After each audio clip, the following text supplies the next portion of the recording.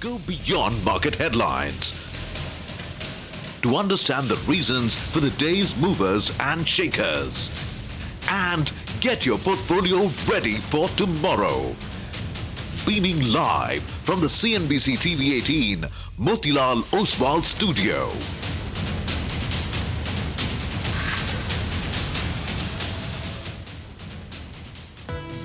The Australian index, that's also a bit muted. It's flip-flopping between the red and the green. So 40 hourly is now moved to 24,670, 0.15 up on the Nifty. The Nifty Bank also similarly about 0.15 higher. I think overall also, Prashant, if you look at the market valuations, they're not all that cheap. The sugar industry is quite capable of supplying to the government. Second day running, we are seeing opening gains that have come by 110 points higher on the Nifty as we speak. Ginger is very well positioned now to get to a portfolio of 250 hotels. Third largest economy बनाने की तरफ तेजी से बढ़ना पक्का हो चुका है. For the Nifty, it's a 76-point gain that we are seeing right now.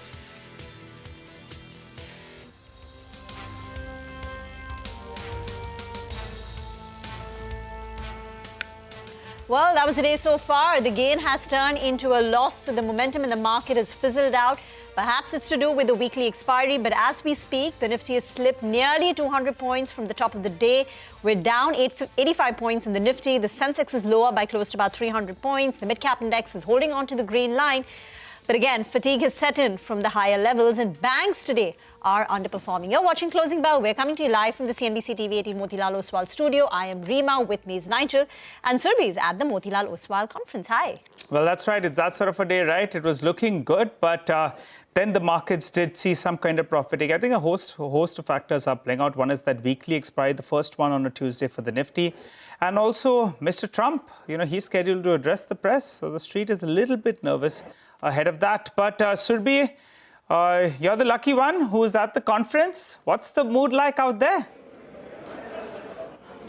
I have a chair next to me that's empty. Nigel, I'm missing you here in action, you and Rima. But I'll tell you this, the fall in the market and whatever's been going on, that hasn't dampened the mood here. I spent the last 1 hour or so, talking to a bunch of people. And from digital, looking at digital companies, to looking at bhujia companies, just met the founder of Haldiram as well, to looking at different pockets of growth, really. There's a lot of buzz here and a lot of anticipation. Investors are talking about it. Everyone's talking about this GST cut and waiting for the final numbers, which we will know only by the 4th of September. So Thursday we'll have the final picture. So that's one talking point, big talking point. And then, yes, let's face it, Mr. Trump and his advisors and aides, they never go out of the conversation, even though the conversation here is about moving on, doing what India can do. But yes, there is this edginess, there is this nervousness. We don't know what's coming today, whether it's going to be some sort of, sanctions on purchase of Russian oil, official sanctions, whether it's going to be something else. And this tariff piece, basically conversations here also talking about what India can do. I'll tell you one thing, guys, that in general, the mood I pick up is a mood of a lot of support for the measures we've seen so far from the government and the RBI. And the investor community and the people I'm speaking to over here, they're saying that it's great because it's at least all hands on deck. It's all guns blazing when it comes to supporting the economy. And the hope and the optimism is really palpable that by the time this year ends, things should be definitely better off. Well, indeed, the first half of the year, markets haven't done too much. So let's hope the second half of the year is better. But let's tell our viewers what we've lined up for you. In the next 1 hour, it's been a volatile trade so far on expiry day. We've seen the markets give up gains, which we held on since morning. The Nifty now, as we speak, is below 24,550 as selling returns to the street. Sugar stocks are the big movers today, surging as the government removes all curbs on ethanol production from sugarcane juice and sugar syrup. Brokerage house Avendus issues a bullish note on Sun TV, terming it to be a proxy to IPL and an opportunity for monetizing India's sporting opportunity. All right, let's also quickly take stock of some of the movers in the market. And let me just, tell you on the way up and on the way down. On the way up, you have Power Grid with a gain of about 2% Nestle, Hero MotoCorp are higher. Couple of these steel names, Tata Steel deserve mention. NTPC has a gain of about 1.25%, which is why, because you've got names like an NTPC, Power Grid holding up on the green line, the overall PSU index is one of the top performers. That Nifty PSU index should also come up. On the way down, Adani Enterprises, Ultratech Cement, banks have been struggling. HDFC Bank, Kotak Mahindra Bank have given up gains. How should you position yourself in the last hour of trade? Mitesh is now with us for some more. Mitesh, it almost felt like a tale of two halves. Still about 132, markets were comfortably in the green. And then, come this selling pressure. Is it on account of expiry, the weekly expiry? Is it more? And what do you expect? Good afternoon. So I think, expiry does play a part. I think, we do see some volatility and different movement. Two, I think what is important is that the financial names, the Nifty is slightly turning weak for me. And that is a worry. I think the Bank Nifty today's high was around 54,160 and 54,250, 280 is the level of reversal on the upside. If we would have conquered that, I think it would have been much stronger. But failing to do so means that the Bank Nifty could be more under pressure, and going forward, that could in turn affect the Nifty as well. So with that, I think there will be some volatility. But broadly, the Nifty index looks to be range bound, and therefore, I think around 24,400, 350. I would believe that the downside might be capped, and it may not be a bad idea to look at some long ideas wherein these stocks are showing good breakout patterns. So one of them is Dabur. That's, getting past the earlier swing highs of 535, 536. So by here with the stop below 534.5, look for a target close to about 560 on the upside. And amongst the metal names, while they're looking good, Hindustan Zinc is very interesting. It seems to be a stock which has bottomed out, but it's failed to clear the 200 target, which is around 442, 443 mark. So we'll keep a conditional buy here. If it starts getting past today's high of 444.2, by then with a stop below today's low of 438 and 458, 459 should be the first target. All right. Thanks, Mitesh, for that. By the way, keep an eye out on Mahindra and Mahindra. My colleague Timsy will be joining in shortly. But what the reports are indicating that the EV tax for vehicles that are priced between 20 to around 40 lakhs could potentially move up from 5% to 18%. Timsy will join us in a bit to give us what is she picking up with regard to what is the proposal and what it could mean. But the notable name that comes under pressure will be Mahindra and Mahindra, but going by what the reports are indicating as of now. So we'll have to keep an eye out on that one. Well, let's move then to the big story of the day. Sugar stocks, they're the sweetest things today, all of them doing quite well. Ria joins us to explain us exactly why. Ria. Well, yes, Nigel, a lot of these sugar stocks have been surging in trade today, and this is because there's been a significant relief for the entire industry as a whole. India has removed all curbs on ethanol production from sugarcane juice and syrup, and also from B heavy and C heavy molasses by sugar mills and distilleries in the sugar season 2025 to 26. And the government is going to periodically review the diversion of sugar for ethanol production to maintain the availability of sugar for domestic consumption. Now, these restrictions were earlier imposed in December of 2023 because of the rising sugar prices at that point of time. And now, after this move, sugar mills will be able to use inventory of B heavy molasses, the inventory that is currently lying with them. And this is also going to help achieve their targets of boosting the proportion of fuel and gasoline blends to 20%. Apart from this, there's also been another new notification. Distilleries are now allowed to purchase up to 2.3 million metric tons of rice from FCI for ethanol production, and this is going to enhance the ethanol production from dual feed distilleries as well. Quickly coming to the valuations for all of these sugar companies, Balram Chini, Triveni Engineering and EID Parry are currently trading above their 3-year averages, while Dalmia Bharat Sugar is slightly below its 3-year average PE. In terms of the stock moves over the last 1 year, most of these stocks are down anywhere between 3 to 45%, with only DCM Shriram that is up around 9%, and the outperformer has been EID Parry, which is up around 37% over the last 1 year. Thank you very much for that. You can see that sugar rush in stocks, double-digit up moves in so many names even now. So despite the markets coming off, Sri Renuka still up about 13%, Dwarikesh, Dhampur, Rana, Bajaj Hindustan.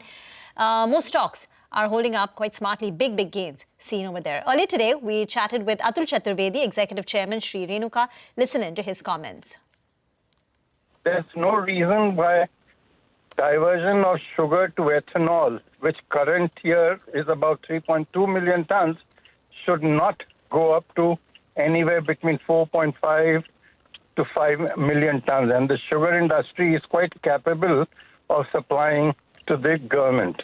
The only request from the industry is that for far too long, we have been denied a price increase, and there's no reason why from maize they continue to buy at around 72 rupees, closer to that, and from cane juice at around 65. So there's no fear as far as sugar inflation is concerned. We opened the stock of current season with around 8 million tons. We are hopefully will be closing the season with around 5.2 million tons. Having said that, the next year crops looks very good, and our estimate, the first estimate is around 35 million tons.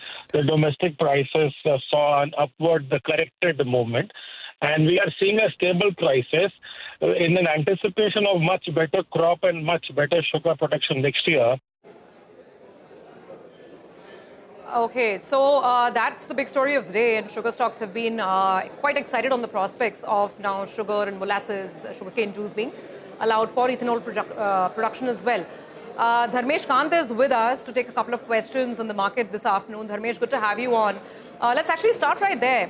How much of this excitement in sugar stocks do you think is justified? Because the numbers that we got from the industry heads today, they're very big. I mean, 35 million tons of total production.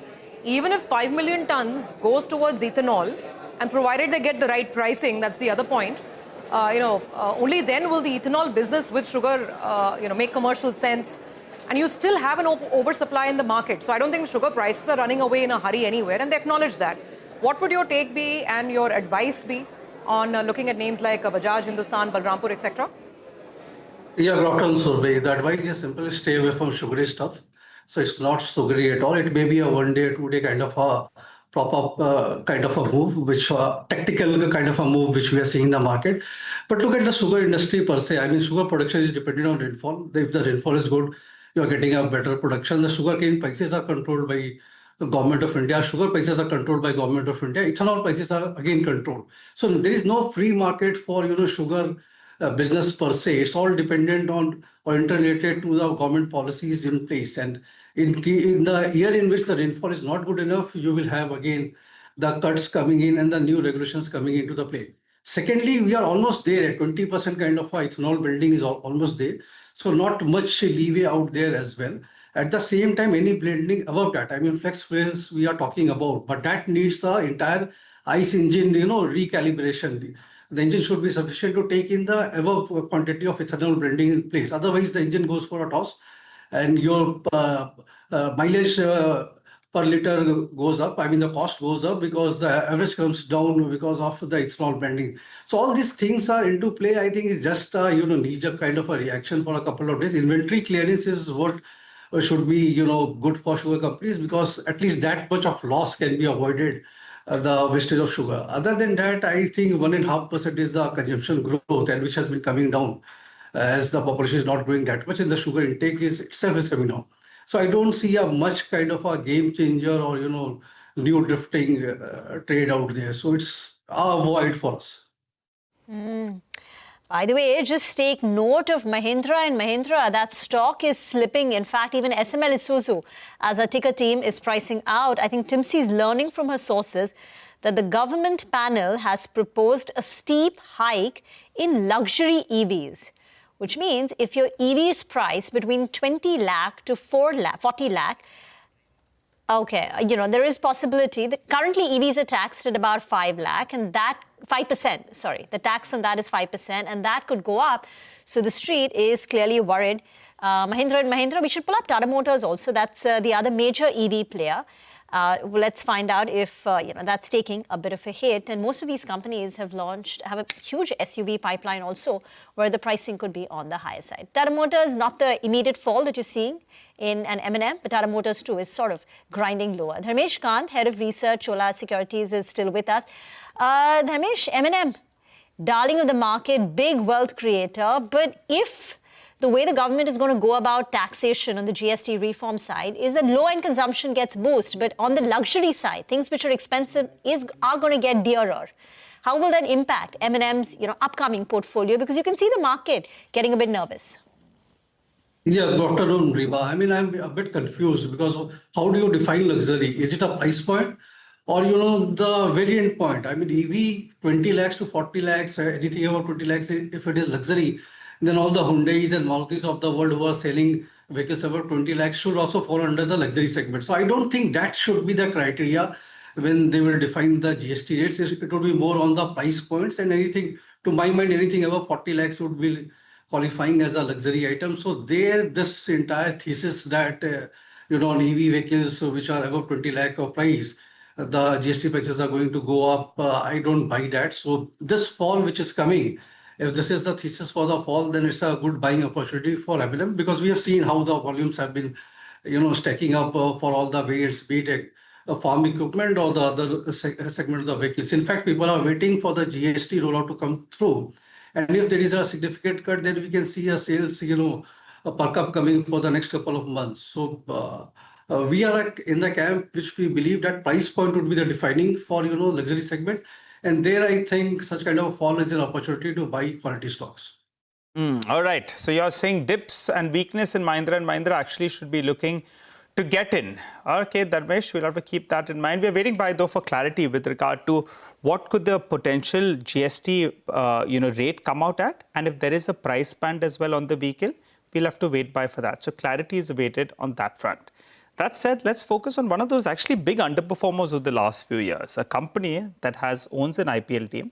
They have a good amount of cash in their business, and promoter holding as well is relatively high. But yet the stock has been languishing. Today, however, Sun TV is soaring up. Vamakshi joins us to explain that to us. Vama, take it away. Well, the sun is shining bright on Sun TV, Nigel. There's an interesting note that came in from a vendor earlier today, and they have a buy rating on this counter, target price of 680 per share.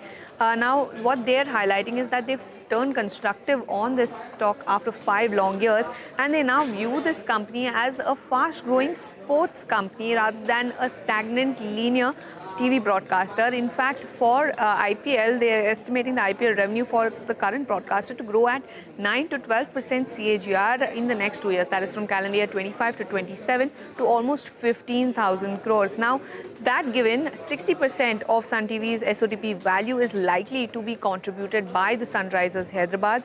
Now, they've assigned a 40 times PE multiple to the IPL business, a 10 times multiple to the core business, and that in turn is leading to a 3-year target price of almost 840 rupees for this particular counter. Now, what they also highlight is that this company has the highest listed exposure to IPL amongst its peers and offers the purest proxy for investors to participate in India's sport monetization upside. So, an interesting note coming in from Avendus Spark, and just to highlight the shareholding pattern as well, it has been rather, constant. FPI promoters, mutual funds, as well as FPIs own somewhere around 91.5% in the company, and they continue to do so over the past couple of quarters. So, interesting note from Spark, and Sun is shining in trade today.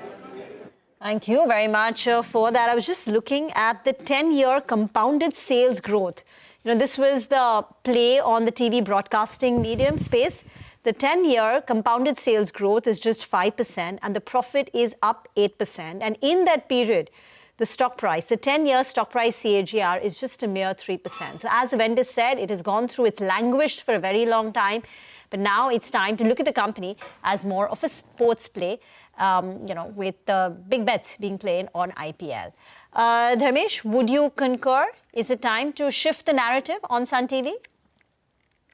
Yeah, Rima, one is to, wait and see how things pan out. This narrative may play out eventually for Sun TV because it has its own merits. But we are not bullish on the entire space, and particularly on the media space, because if any media company you look at, they have not done well in the last 10 years, despite several promises being out there.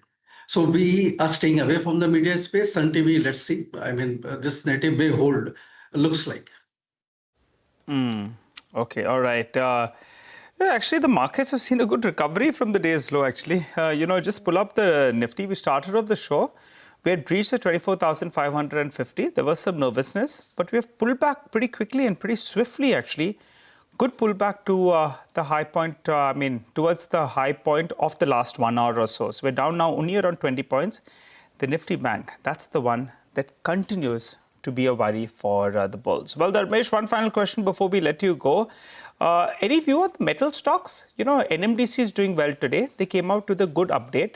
Nalco is bucking the trend. One would say it's up on high volumes at around 200 rupees, but the recent high was 260. And from there, it did pull back. And Coal India, after months of degrowth, finally grew. Your view? Yeah, good afternoon, Nigel. Good to see you back. I think your praise as a minister has been answered at Golden Temple. The market is better off now from the time you left. Having said that, metal stocks does look attractive. I mean, it's for the bravehearts to be invested into it. And Coal India and NMDC numbers were quite encouraging going into the clear weather season now from September onwards. I think they offer deep value. If you look at the balance sheet, they are all cash-rich kind of a companies. At the same time, dividend yield is around 6-7%. So that's protection already is there on the stock price. Even at steady state, even if 3-4% kind of a compounding growth is there on the profitability, I think 10-15% upside for both the companies, Coal India and NMDC, looks likely on the card. However, we are bullish on more on the pure metal plays like Hindalco and JSW Steel. Okay. All right. Hindalco and JSW Steel. Well, Dharmesh, thanks a lot for joining in. And as you said, Amritsar is always special. My third visit in the last 10 years because I've been married for 10 years as well. So, I enjoy going out there, offering prayers, and the food is something as well that you can't miss. Thanks, Dharmesh, for joining in. Thank you so much. Well, a quick reminder for all our viewers, though, unlock a world of exclusivity, expertise and influence. Become a member of CNBC-TV18 Access, our premium members-only experience on CNBC-TV18.com. The membership includes access to CNBC-TV18's flagship events, interactions with our journalists along with studio tours, e-learning sessions and masterclasses, and curated lifestyle benefits.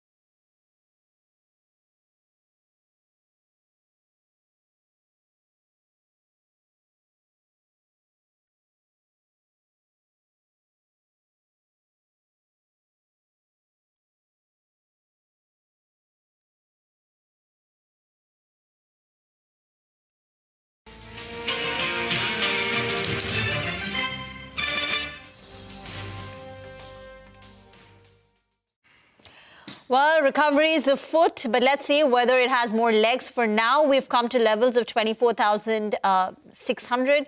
So we managed to trim about 50 points of losses in the last 10-15 minutes. And it's courtesy the consumer name. So Tata Consumer has been strong since morning, but now it's gained some more traction, 2.1% on that. Eternal is another big mover, and ITC. So basically, it's some of these consumption names which are helping in that intraday pullback. But Hormus is now at the big wall with all the buzzing stocks at 3 o'clock. Extreme volatility on the final few minutes of today's trading session, but there are of course names that are bucking the trend, and we'll give you some highlights of those. Greaves Cotton is one such name that has survived this broader market sell-off, and you can see the 10% move today, the biggest single day gain that we have seen since December of 2024. It also comes on the back of very strong volumes, the highest in a month. But if you take a look at the absolute number, that will give you a picture of how the stock has moved on very strong volumes, with over 2 crore shares that have changed hands in comparison to a 20-day average of just around 18 lakh shares. And the stock has now broken above its 50 and its 200-day moving average, which is placed at 207 and at 219 rupees. But despite this, the stock has been an underperformer. It's still down 30% from its 52-week high and around 18% so far on a year-to-date basis. The other big mover in today's session is JK Tyre, and tyre stocks are doing well in today's session in general. It's the second straight day of gains for the stock, but what stands out is the volumes picture that JK Tyre is moving on. Is Tuesday's gains. Today's gains have come on much higher volumes compared to Monday's trading session. And Monday's trading session was just around about 4 lakh shares. Today, around 21 lakh shares have already changed hands compared to a 20-day average of just around 3.5 lakh. And this stock too, courtesy of today's move, has broken above its 50 and 100-day moving average. Both of them are at those levels of 343 and 344. But still another underperformer this year, down around 10% on a year-to-date basis. The theme of the day has been sugar stocks. And if you take a look at the volumes at which these stocks have moved in today's session, take a look at this. Sri Renuka, almost 15 crore shares traded, 20-day average of 15.5 lakh, and Bajaj Hindustan 11 crore shares traded compared to a 20-day average of just around 40 lakh shares. And the others too, like Dwarikesh, Dhampur, Balrampur Chini, all of them have moved significantly higher on very strong volumes. It will be interesting to see the delivery data that comes in as to how these stocks have panned out on the delivery front, which we will know tomorrow morning. But on the flip side, while the advances have been on very strong volumes, take a look at these names. Lumax Auto, La Travaneus Tech, which is Ixigo, and Godfrey Phillips. All of them are declining anywhere between 5 to 8% today, but the fall that these stocks are seeing are not on volumes as significant as the gains are. Now, the following table will show you why, because Lumax Auto is declining on volumes that are less than its 20-day average. Ixigo 2 is declining on volumes that are almost at par with the 20-day average, as is Godfrey Phillips. So while the advances are moving on very strong volumes, the declines not so. And that is perhaps what has been the trend of today's trading session. Okay, Harmaz, lots and lots of movers and shakers on your list as always. Thanks so much for that. Well, I have with me Ajay Khandelwal joining in from the Motilal Oswal conference. He's of course a fund manager who manages not one, not two, three, actually 4 funds, right, at Motilal Oswal AMC. And all of them put together, we're talking about assets of about 25,000 crores that he's managing. So Ajay, you tell us, is this, the market has been consolidating, so I guess it's actually a good time for fund managers like you, right? Because its stock prices are not running away before you can catch them. So, how has your approach been in the last, especially 2-3 months? Have you undertaken any major shifts in your portfolios? Yeah, thanks for having me. So I think markets are at a very interesting juncture. On one hand, you have all these challenges, tariff-related, slower consumption, and recently also in terms of financials, there's been some stress.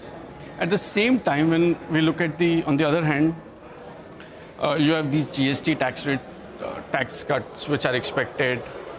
Also, if you look at the recent data, whether the GDP numbers, two-wheeler numbers, they are strong.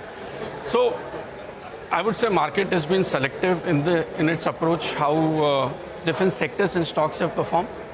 I can give you an example. Given how tariffs are behaving, within same sector like IT, the BPO companies are doing well, where they have higher dependency on US. At the same time, some of these sectors, IT companies where the dependency on discretionary spend is higher, they are not doing so well.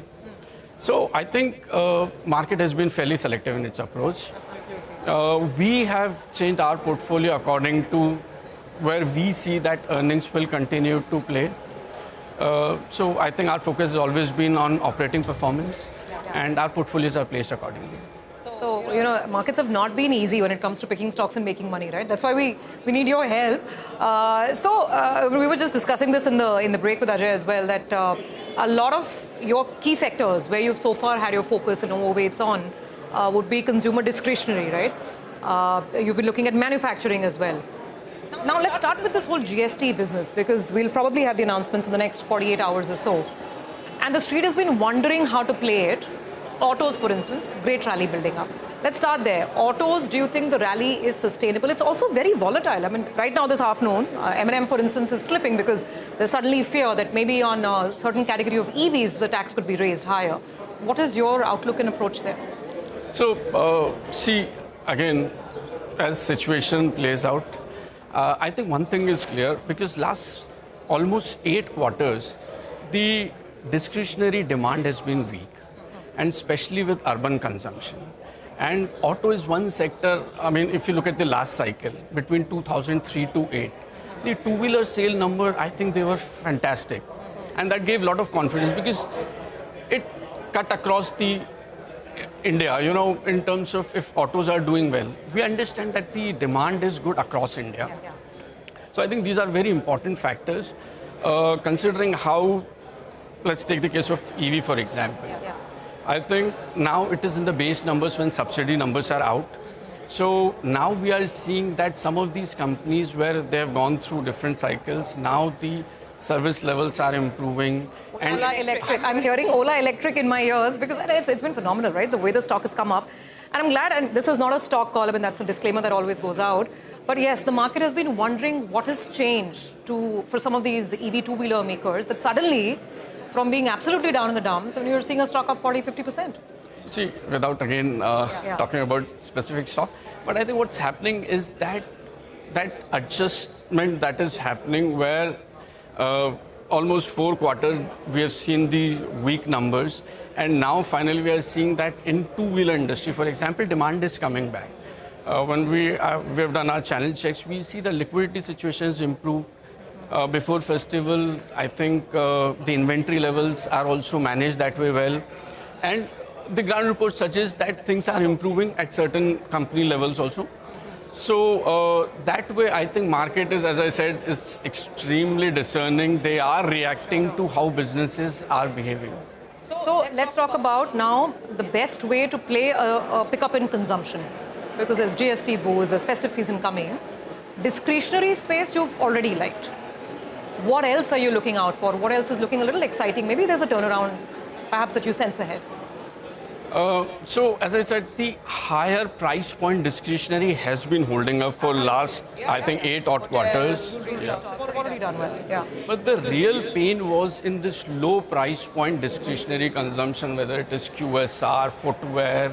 I think that category of customers, and if you add it up with how financial sector which lend to this category, they are also seeing pressure. So when you put these two together, you see that this category is not, either there is inflation which is hurting, increase in rent.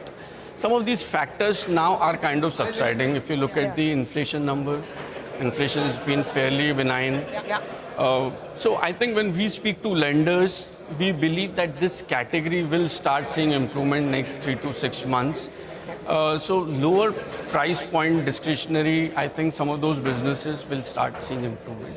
Very, very interesting. I was just chatting with the management of Haldiram Bhujia, veterans in that field, and sounding so optimistic on their business. Absolutely. Okay, one other piece is manufacturing, because you look at that side of it as well, and you've been overweight.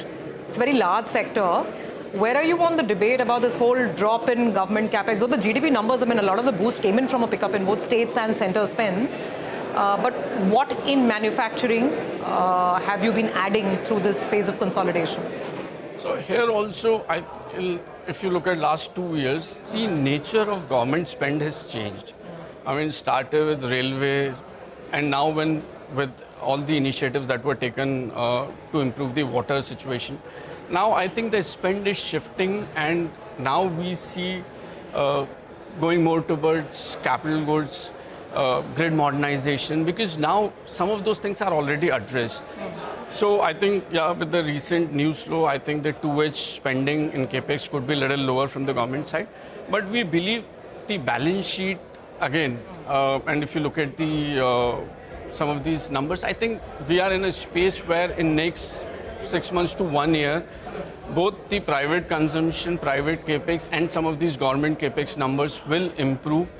So this is an interesting time where you have these macro challenges, but I think when we talk to companies, we get the sense that, yeah, some of these things will play out in next 3-6 months, and once you step away from the noise, once dust is settled, because what happens is during such uncertain times, you try to delay most of these large commitments. Yeah.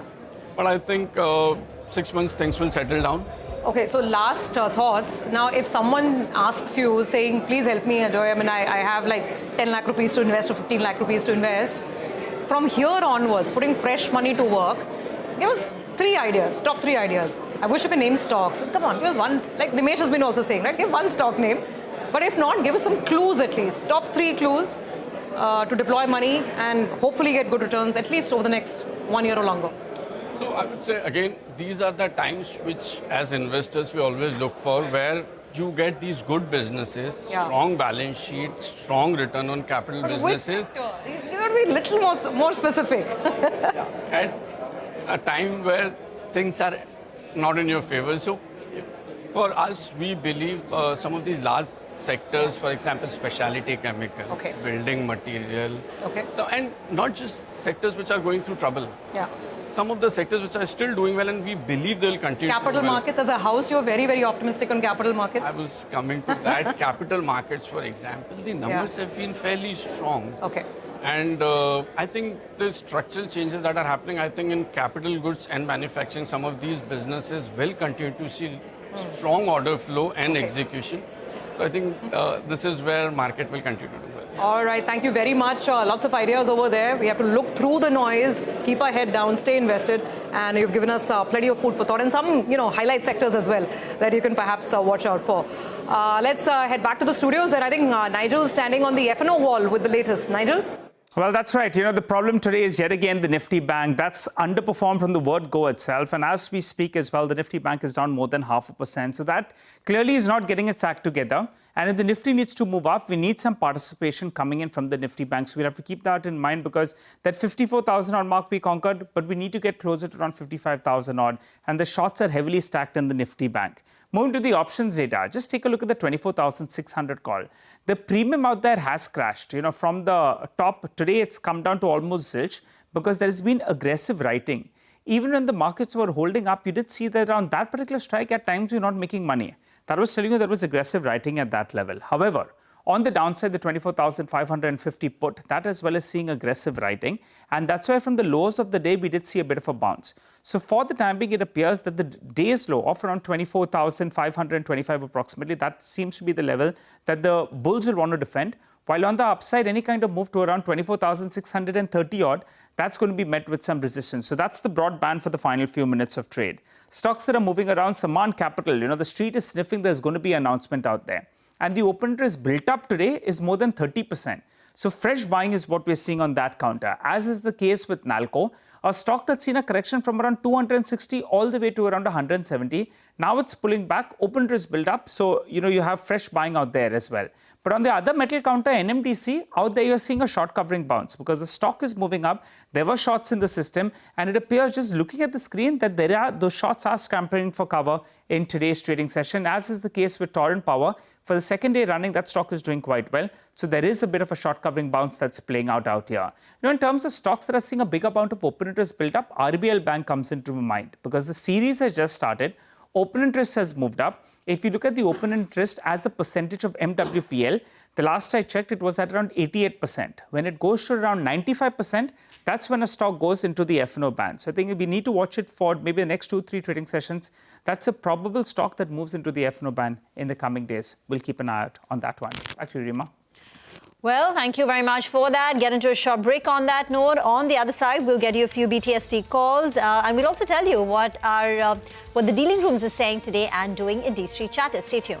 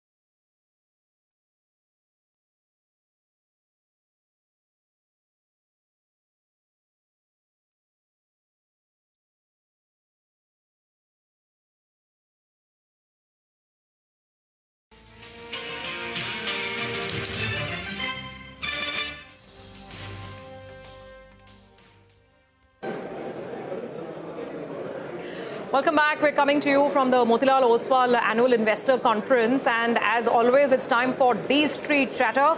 And our D Street Chatter man has been very busy. Usually he's working the phones, but today he's meeting people and working the phones and picking up the vibes from the conference. So, Nimesh, overall, what's the pulse here that you picked up in general sense of, because look at the market. Market unfortunately sold out. I spoke about a bit of sentiment from the conference yesterday as well. I'll tell you broadly from an FII perspective, the good part is they are not negative on the market, especially when they are sitting outside and looking at India. They believe that second half could be quite strong, and there are a lot of tailwinds which can help the markets to do well. I guess broad feedback seems to be that this is a time correction which is happening in the Indian market after good performance in the last few years. So nothing wrong into it. There were some reasons as well for us not to do well in the very short term, and that's playing out. But again, from a domestic perspective, because there's so much of money which is still getting poured into the mutual funds, they seem to be quite active. But again, the one interesting feedback that I picked up here, Surbi, was that the domestic mutual fund force has become so strong. Oh, yeah. They actually now dominate the price of IPOs, the price of QIPs and everything. So that's a big force to reckon with. So that's broadly the sentiment point of view. Coming to today's market, I guess we have been sharply off the day's high. A couple of reasons for it. This is the first Nifty expiry, weekly expiry after the swap, right? I mean, from Thursday to Tuesday. So that's having a bit of an impact. But also globally, there were some news which had a bit of impact on the Indian markets as well. I guess from a flow perspective, it's a mixed day of trade. Again, metals is done well today for some reason, and for that matter, there's a bit of selective buying in the financial names as well. Not everything in financial is doing good, but selective financial stocks have done well in today's market. Yeah. Again, the other sector or something which is well bid seems to be the consumer names. And I've been saying this for a while now that there is a bit of shift happening from capex to consumption. That's playing out. Even in today's market, the flows are quite strong. And I guess GST will be a big trigger to watch out for. Yeah. The feedback here seems to be quite mixed because nobody knows as to what's going to come. But I guess a lot of people are hopeful. So if the government do what the street is anticipating, you might see a further rally. So that's the overall feedback from a sector perspective. Absolutely. Even today, some large banks falling. That's been a bit of a bummer. Reliance has been, of course, helping counter some of that. But let's come to the juicy part, the stocks. What's on the chatter list? Okay, so in terms of individual names, the first stock on my list is Aptus Housing. That's been consolidating in a narrow range of late, but I understand there could be a large block deal in Aptus very soon. The PE investor could be a potential seller there, so that's the first buzz. The second name is Edelweiss. I've been covering for a while now about the Edelweiss blocks as well. Recently, we saw a large block where Abacus bought. But I understand the stock has been buzzing also because the supply seems to be largely getting over. I understand there could be a clean out trade from a domestic mutual fund in Edelweiss very soon. So that's the second name. The third stock is Saman Capital. That's been buzzing ever since the stock got added to the FNO in this series, and good volumes as well. Again, for Saman Capital, there is a long-awaited anticipation of a new person joining in. So that's a buzz there. But also, apart from that, the street is anticipating some corporate development as well in Saman Capital very soon. So that's the third name. And the last one is PNB Housing Finance. Again, for PNB, the stock has fallen sharply from the recent highs, but has been seeing a bit of accumulation now. The flows have picked up, is what I understand. Last week, there was massive selling from one of the long-only funds. That got cleaned out, and now some domestic funds are buying as well. And for PNB Housing, the very near-term triggered with the appointment of the new CEO. That can come in the days to come. So that's the trigger as far as PNB Housing is concerned. Okay, all right, Nimesh, thanks very much for that. With that, let's quickly head back to Mitesh for some final advice. Mitesh, so it's been a bit disappointing. We would have loved to see another follow-through on a strong day like yesterday. But anyway, for what it's worth now, final 20 minutes. What's the call? I have a BTST call and a STVT call. On the buying side, I would go with Nalco. I think, just talking metals. Nalco is something which has managed to get past the earlier highs. So buy here with a stop just below levels of 197.5 and a target of 204 can be looked at. And on the STVT side is, about weakness in financials, and Kotak Bank comes on the radar. I think it's making a fresh swing low. So Kotak Bank is a STVT with a stop at 1955 and a target of around 1920. Okay, thank you very much for that. Jay Bala of Cash the Chaos is also with us on the show. Jay, today, not very disappointing, a bit disappointing. The Nifty slipped a bit from the top of the trading session, but we made higher lows compared to yesterday. I mean, how are you reading the market performance over the last couple of days, and what does it tell you about how we're likely to trend?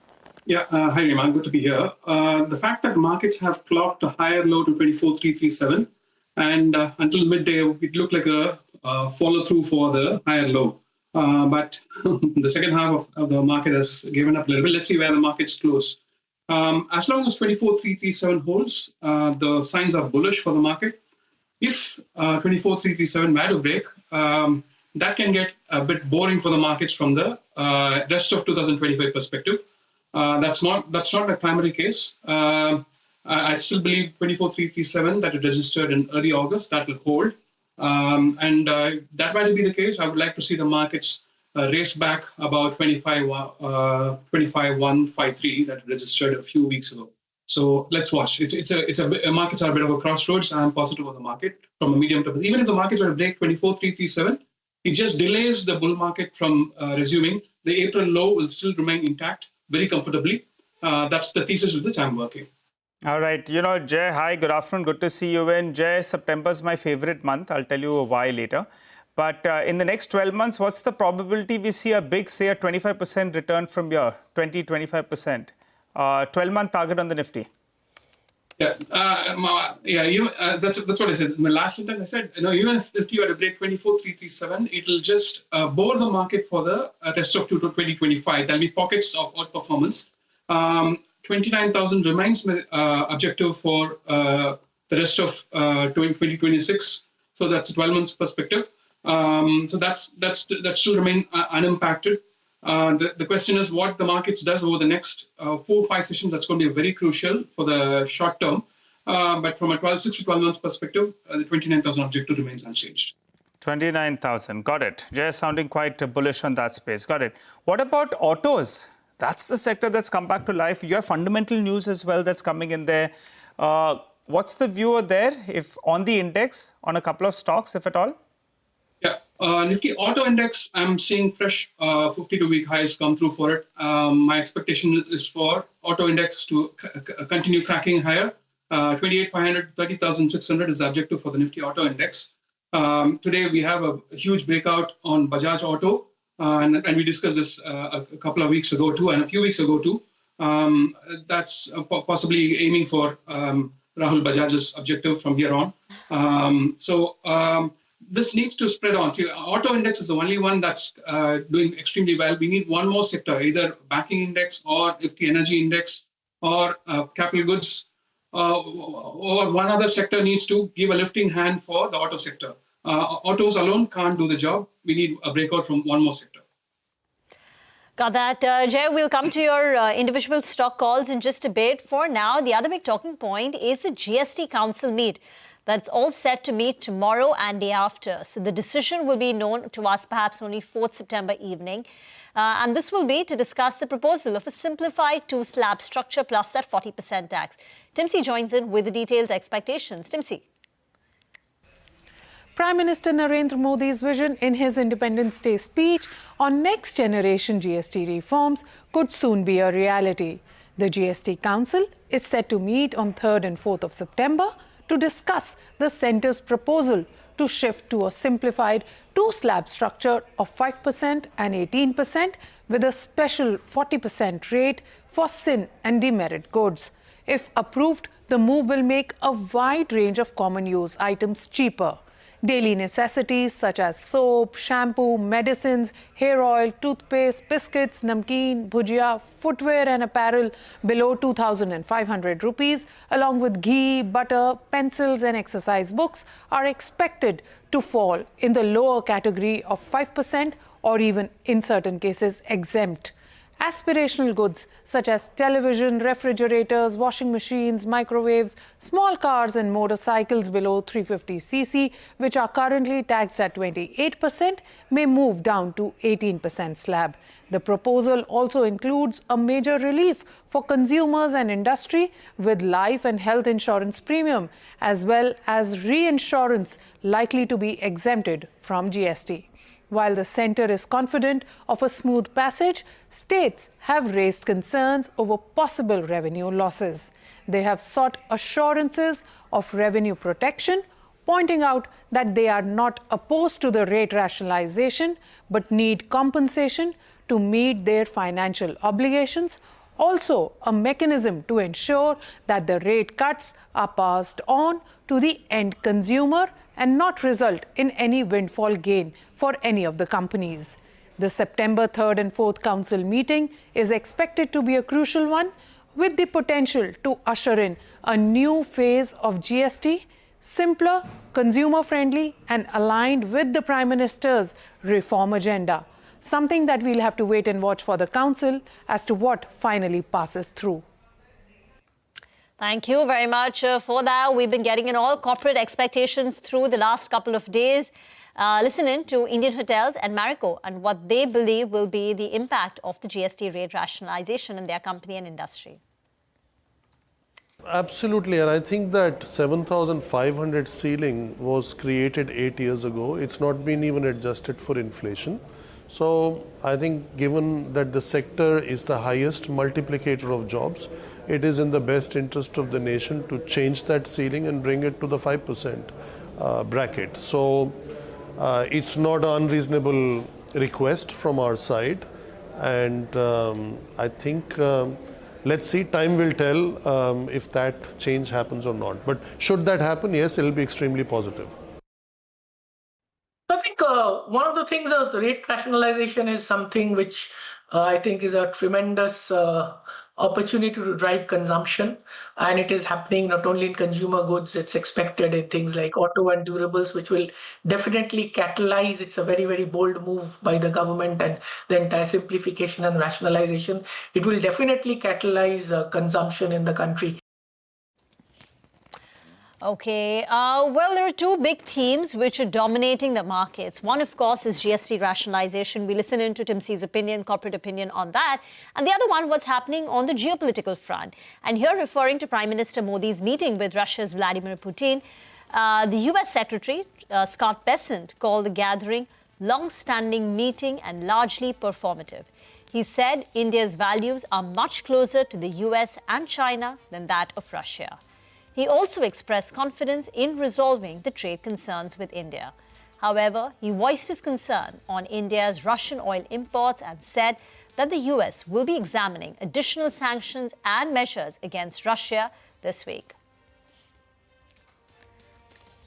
All right, this of course remains the big talking point, and we'll have to see how this evolves. But for now, let's get back to the markets. 10 minutes to go. It's been a bit of a volatile session, particularly in the last 30 minutes. Jay Bala is still with us.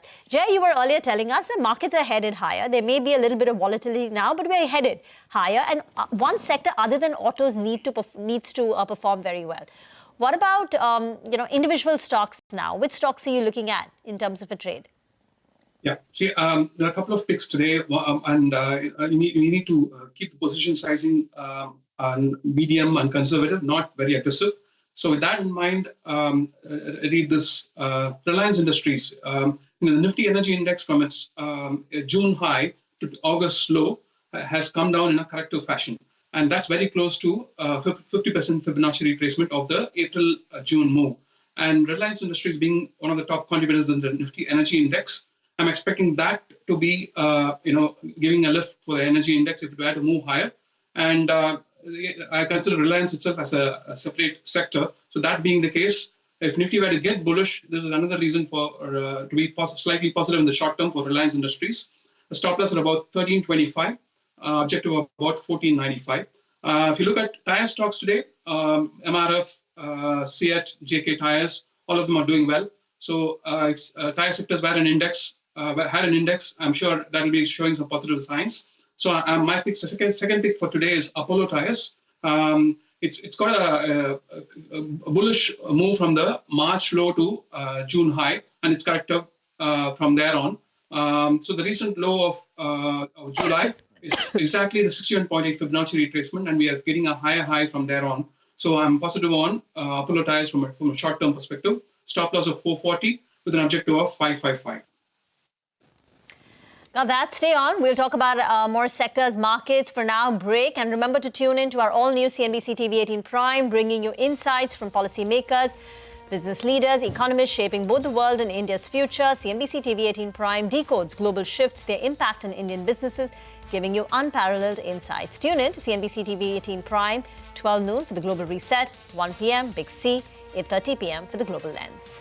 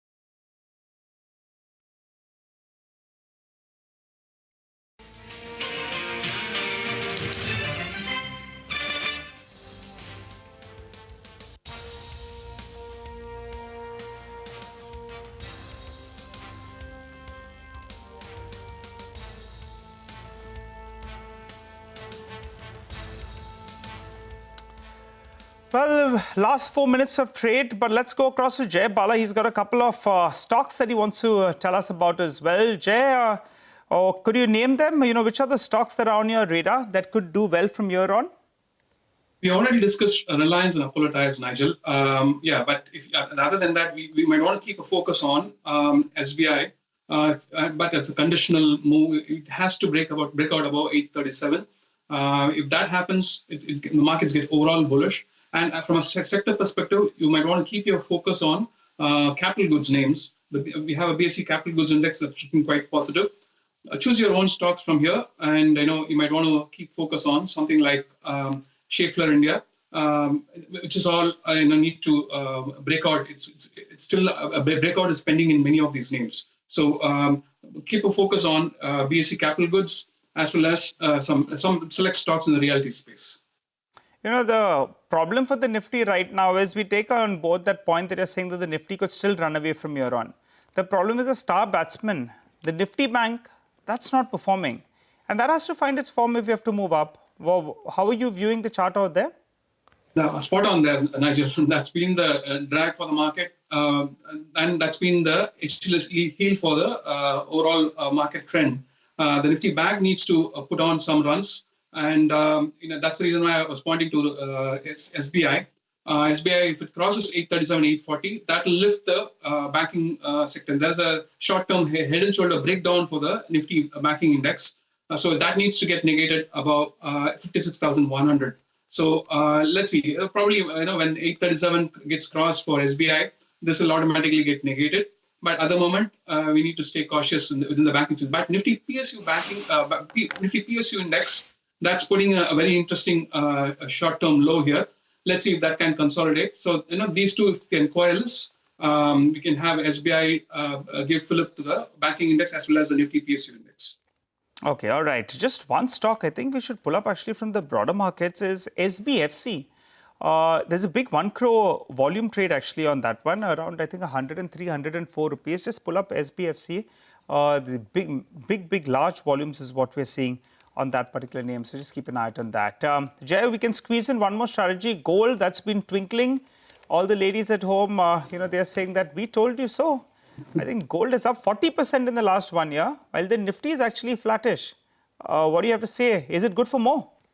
Definitely, Nigel, but I think it's only a short-term move. Like we discussed last week, it's been on a tight consolidation for 12 weeks. I'm speaking about London gold, and it crossed 3440 yesterday, that level for the consolidation to confirm that it's a breakout. We have a short-term bullish potential for about 3650, and like I pointed out last week, silver is slightly more bullish than gold. It has potential to scale about 42.5 to 44 on the bullion silver, the spot London fixing. So watch out for it. So I believe it's post that it's coming to a important cycle high. But from a very short-term perspective, definitely higher highs to come through for both gold and silver. Silver is slightly more bullish. Okay, thank you very much for that. Jay, we'll come back to you for now. We've got about 2 minutes left, so just quickly wrap out today's trading session. Closing in the red. For a greater part of the trading session, markets were firmly in the green. There was optimism about India-US deal coming through. The Nifty went on to hit levels of 24,750. But from there, in the last 1.5 hours, markets came in for some amount of profit booking and ultimately closing in the red and below the 24,600 mark. Banks were a key drag in trade. ICICI Bank, Kotak Mahindra Bank, HDFC Bank all under pressure. Axis Bank adding to the gloom. And overall, the Nifty banking index was down close to about 360, 370 points. Other losers included Dr. Reddy's, Asian Paints, Cipla, Tata Motors, Trent. These are stocks with notable losses. On the way up, you have PSUs batting, holding up in the greens. Power Grid, NTPC deserves mention. Consumption continues to remain a dominant theme.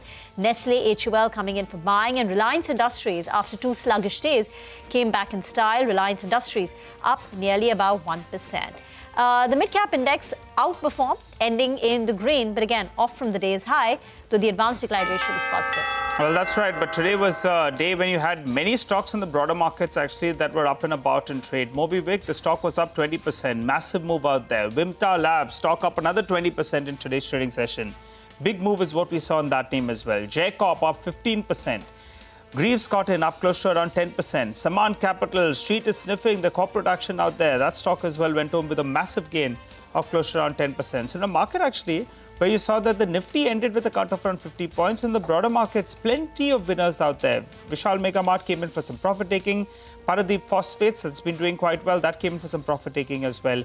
And HFCL as well fell on rather large volume. So the Nifty unable to conquer the 24,700 odd mark. Today really was the day of two halves. We had the first half that belonged to the bulls, and the bears fought back in the middle of the trading session.